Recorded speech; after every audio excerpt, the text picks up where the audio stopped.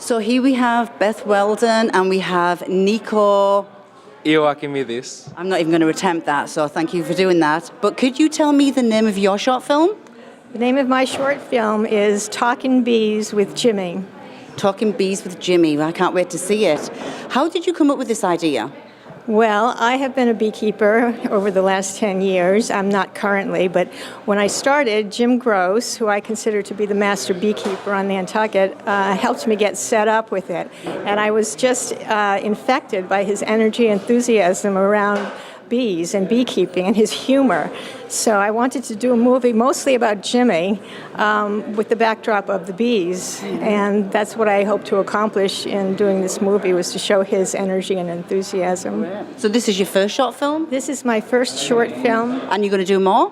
I hope to do many more, yes. Very cool. So from the beginning of making the short film, what was your most enjoyable part of it? I think the most enjoyable part was actually sitting with Jim and instructing him on what I'd like him to do, and listening to him, encouraging him, pulling in a few other people to be sort of cameo appearances in the background, and actually taking some footage on my phone. I was more successful with my phone this time around, but I'm hoping to get into the camera soon. Cool. And Nico, what part did you have involved in the film? So Beth came to me when she was looking for somebody for the technical aspect of things. Right. So I was a camera operator for the film. I set up the lighting. I actually took a huge china ball and we set it up right over the table outside. It had beautiful lighting throughout the film. So I was more the technical aspect. After everything, after we shot everything, we sat down and we edited it together. So I was basically the technical aspect of the film. Okay. So making the film, what was the most challenging part, would you think? The editing certainly is something that I have to start learning if I'm going to make more films. Without Nico, quite honestly, this film would not have been made. It would have been still an idea in my head, so I'm very grateful to this young man.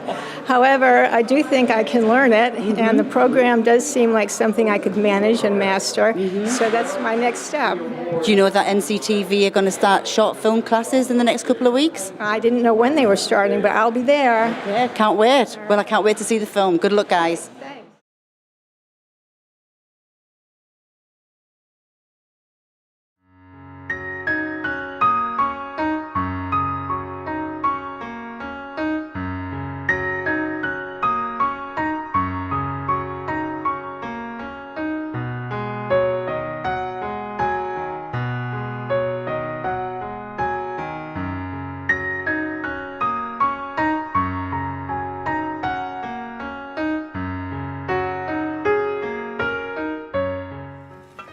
How it all started? Well, it started because I had Lyme disease twice, years ago. And I took the medication 4 times. I shouldn't tell my funny story about the hospital. No. Sure, tell your funny story when you I'd love to hear it. So I was working in the harbor, had an engine all apart, and I felt terrible, so I went home and went to bed. Got up on Sunday morning, and my wife Laura said, "What's that on your leg?" And I said, "It's nothing." And I covered it over. It was a Lyme, a rose. So she said, "Okay, let's go. We're going down to the ER." So I went in the ER, and they said, "Yeah, you got Lyme disease." I had one on my leg, one here, and one on the back of my leg. So that's when Margot Hartman was the head of the ER, a long time ago. And she said, well, you can take penicillin, amoxicillin, tetracycline, or doxycycline. And I said, well, I can still take penicillin, and besides, if I have the clap, it'll fix that too. So what is royal jelly? This thing is still running? Yep. This is the good stuff. Yeah. Royal jelly is it's like a superfood. I take royal jelly every day. So it makes me look like I'm 35 when I'm really 75. Yeah. Please don't tell me you're actually 75. You get any extra? Yeah. And royal jelly is produced when the queen lays an egg. It's an egg for 3 days, and it's like a little white thread standing up in the bottom of the cell. And so the first day it's standing straight up. The second day it's like at a 45, and the third day it lays down, and then after the third day it emerges or hatches into a larva. And a larva looks like a little croissant in the bottom of a cell. It's just like this. And they're small in the beginning because it's just the egg. And they are all floated in royal jelly for 3 days.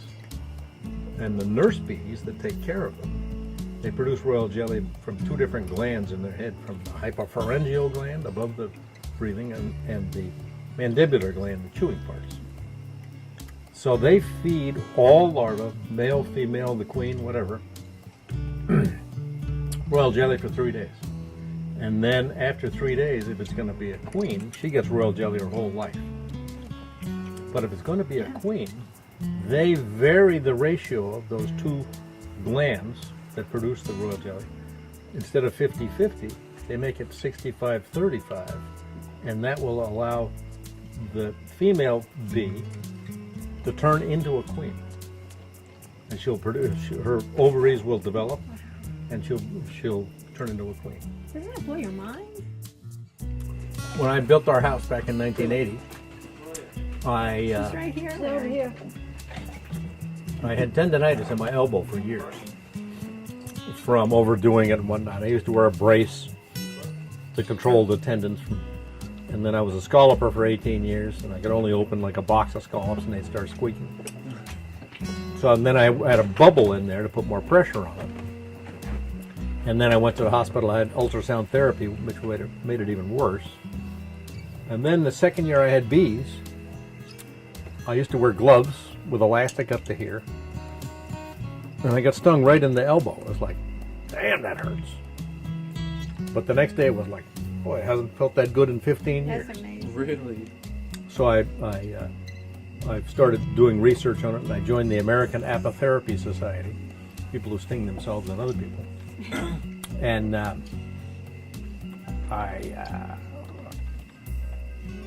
As a therapist. I cured myself. I have people that come out, I sting them for arthritis, tendonitis, bursitis, for Lyme disease.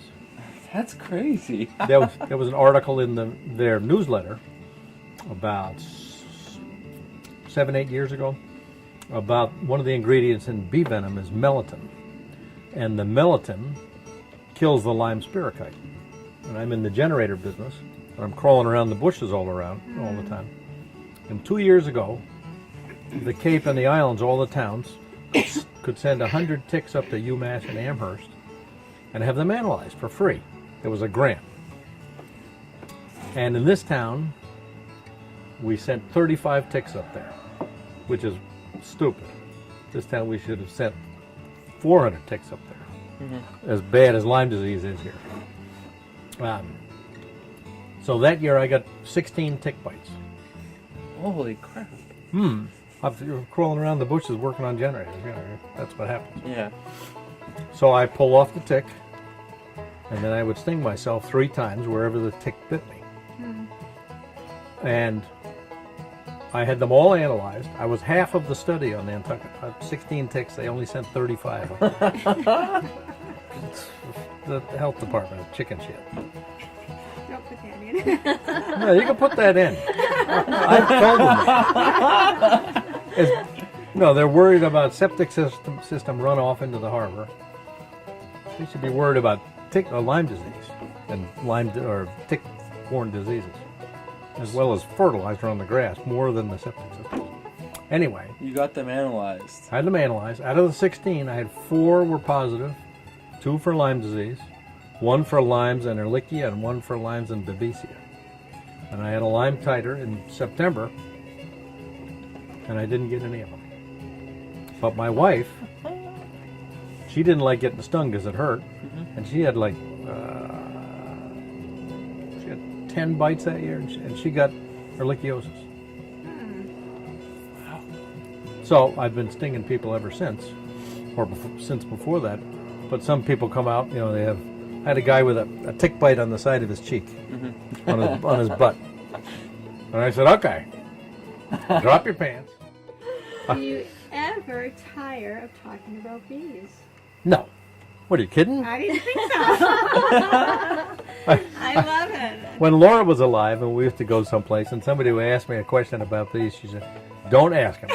He'll be talking all night. It's fascinating. You're such an expert, and you obviously are so animated talking about them. Yeah, I mean, they're great. It's great. They are fascinating. So the next, the most things that are written about in the world are people.